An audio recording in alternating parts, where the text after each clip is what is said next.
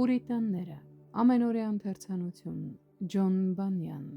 օր փետրվարի 19։ Որովհետև քեզ մոտ է թողությունը, որ քեզանից վախենան։ Սաղմոս 130-րդ գլուխ 4-րդ խոսք։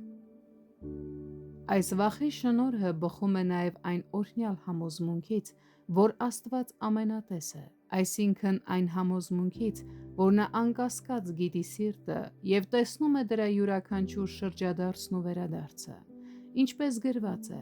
որովհետև դու միայն գիտես բոլոր մարդկանց որդիների սիրտը, որպեսզի քեզանից վախենան իրանց բոլոր օրերումը։ Երրորդ Թագավորաց 8-րդ գլուխ 39-ից 40-րդ խոսքեր։ Այսինքն, նրանց, ովքեր համոզված են դրանում կամ կհամոզվեն։ Իրոք, առանց այս համոզմունքի մենք չենք կարող ունենալ այս աստվածային վախը։ Այս համոզմունքի բացակայությունը փարիսեցիներին դարձրել էր կեղծավորներ։ Դուք եք, որ մարդկանց առաջին ձեր անձերը արդարացնում եք, բայց Աստված գիտե ձեր սրտերը։ Ղուկաս 16-րդ գլուխ 15-րդ խոսք։ Սա Քրիստոսի խոսքերն են։ Փարիսեցիները դա չէին գիտակցում, այդ պատճառով էլ իրենց այդքան գերադասում էին իրենցից շատ ավելի լավերից։ Եվ հենց այս համոզմունքի բացակայության պատճառով է, որ մարդիկ շարունակում են նման գաղտնի մեղքեր գործել և չեն վախենում ոչ Աստծուց, ոչ էլ նրա դատաստաններից։ Այս վախի շնորհը նաև բխում է Աստծո կողմից մարդկանց անաչառ դատելու զգացումից ըստ նրանց ընթացքի։ Սա նաև պարզ է խոսքից.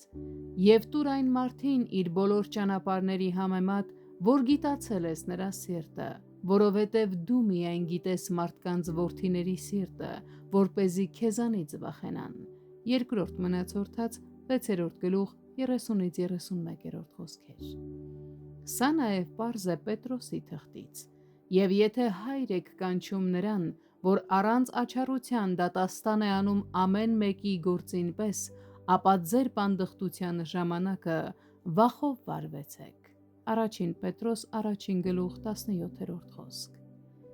Նա, ով բարեպաշտորեն համոզված է սրանում, կերկյուղի Աստծուց և կդողա նրա առջև։ Այս վախի միջոցով նրանց սրտերը հավասարակշռված են և նրանց ընթացքը կատարվում է ահուդողով համաձայն Աստծո կամքի։